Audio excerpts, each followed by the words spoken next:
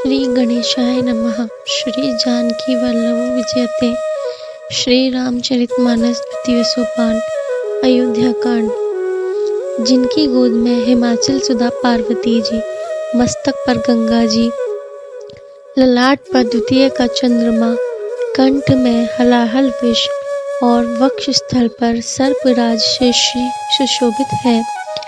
वे भस्म से विभूषित, देवताओं में श्रेष्ठ, सर्वेश्वर, संहारकर्ता, सर्वव्यापक, कल्याण रूप चंद्रमा के समान शुभ वर्ण श्री शंकर जी सदा मेरी रक्षा करें।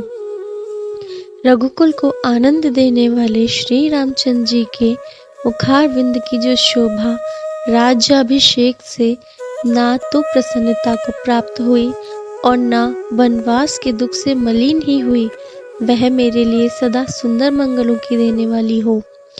नीले कमल के समान श्याम और कोमल जिनके अंग हैं, श्री सीता जी जिनके वाम भाग में विराजमान है और जिनके हाथों में अमोघ बाण और सुंदर धनुष है, उन रघुवंश के स्वामी श्री रामचंद्र जी को मैं नमस्कार करता हूँ। श्री गुरु जी के चरण कमलों की रज से अपने मन रूपी दर्पण को साफ करके मैं श्री रघुनाथ जी के उस निर्मल यश का वर्णन करता हूँ जो चारों फलों को देने वाला है। जब से श्री रामचंद्र जी विवाह करके घर आए, तब से अयोध्या में नित्य नए मंगल हो रहे हैं और आनंद के बधावे बज रहे हैं। 14 लोक रूपी बड़े भारी पर्वतों पर पुण्य रूपी मेघ सुख रूपी जल बरसा रहे हैं। रिद्धि सिद्धि और संपत्ति रूपी सुहावनी नदियां उमड़ उमड़ कर अयोध्या रूपी समुद्र में आ मिली। नगर के स्त्री पुरुष अच्छी जाति के मणियों के समूह हैं, जो सब प्रकार से पवित्र, अमूल्य और सुंदर है। नगर का ऐश्वर्य कुछ कहा नहीं जाता। ऐसा जान पड़ता है मानो ब्रह्मा जी की कारीगरी बस इतनी ही है। सब नगर निवासी श्री रामचंद्र जी के मुख चंद्र को देखकर सब प्रकार से सुखी हैं। सब माताएं और सखी सहेलियां अपनी मनोहर रूपी बेल को फली हुई देखकर आनंदित हैं। श्री रामचंद्र जी के रूप, गुण, शील और स्वभाव को देख सुनकर राजा दशरथ जी बहुत ही आनंदित होते हैं। सबके हृदय में ऐसी अभिलाषा है और सब महादेव जी को मनाकर कहते हैं कि राजा अपने जीते जी श्री रामचंद्र जी को युवराज पद दे दें।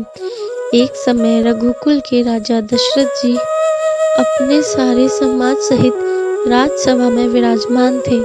महाराज समस्त पुण्यों की मूर्ति हैं। उन्हें श्री रामचंद्र जी का सुंदर यश सुनकर अत्यंत आनंद हो रहा है। सब राजा उनकी कृपा चाहते हैं और लोकपालगण उनके रुख को रखते हुए प्रीति करते हैं। तीनों भुवनों में और तीनों कालों में दशरथ जी के समान बड़भागी कोई नहीं है। मंगलों के मूल श्री रामचंद्र जी जिनके पुत्र हैं, उनके लिए जो कुछ कहा जाए सब थोड़ा है। राजा ने स्वाभाविक ही हाथ में दर्पण ले लिया और उसमें अपना मुंह देखकर मुकुट को सीधा किया। देखा कि कानों के पास बाल सफेद हो गए हैं, मानो बुढ़ापा ऐसा उपदेश कर रहा है कि हे राजन, श्री रामचंद्र जी को युवराज पद देकर अपने जीवन और जन्म का लाभ क्यों नहीं लेते।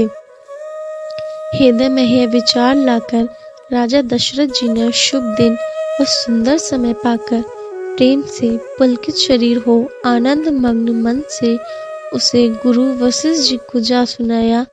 राजा ने कहा, हे मुनिराज सुनिए, श्री राम अब सब प्रकार से सब योग्य हो गए हैं। सेवक, मंत्री, सब नगर निवासी और जो हमारे शत्रु, मित्र या उदासीन हैं, सभी को श्री रामचंद्र वैसे ही प्रिय हैं जैसे वे मुझको है। आपका आशीर्वाद ही मानो शरीर धारण करके शोभित हो रहा है। हे स्वामी, सारे ब्राह्मण परिवार सहित आपके ही सम्मान उन पर स्नेह करते हैं। जो लोग गुरु के चरणों की रज को मस्तक पर धारण करते हैं, वे मानो समस्त ऐश्वर्य को अपने वश में कर लेते हैं। इसका अनुभव मेरे समान दूसरे किसी ने नहीं किया। आपकी पवित्र चरण रज की पूजा करके मैंने सब कुछ पा लिया। अब मेरे मन में एक ही अभिलाषा है, हे नाथ, वह भी आप ही के अनुग्रह से पूरी होगी। राजा का सहज प्रेम देखकर मुनि ने प्रसन्न होकर कहा, नरेश, आज्ञा दीजिए।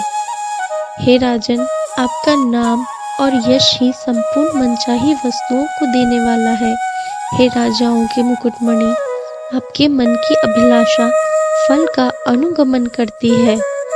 अपने जी में गुरुजी को सब प्रकार से प्रसन्न जानकर हर्षित होकर राजा कोमल वाणी से बोले, हे नाथ, श्री रामचंद्र को युवराज कीजिए। कृपा करके कहिए तो तैयारी की जाए। मेरे जीते जी यह आनंद उत्सव हो जाए। सब लोग अपने नेत्रों का लाभ प्राप्त करें। प्रभु के प्रसाद से शिवजी ने सब कुछ निभा दिया। केवल यही एक लालसा मन में रह गई है। फिर सोच नहीं, शरीर रहे या चला जाए, जिससे मुझे पीछे पछतावा ना हो।